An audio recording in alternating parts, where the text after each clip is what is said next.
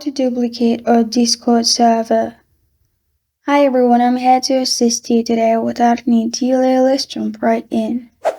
First, open Discord on your device. Then on the left side, simply click on the servers. Then select the server you want to duplicate and click on its name at the top.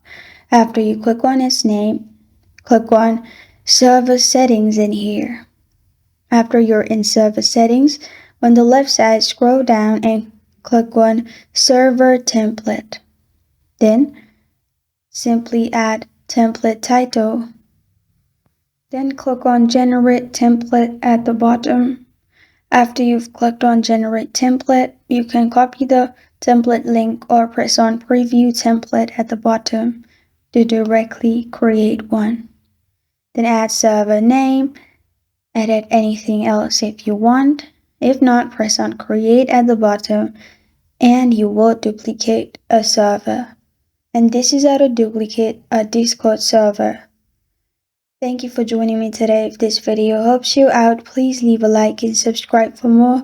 Got a question or want to suggest a topic? Comment below. Thank you for watching.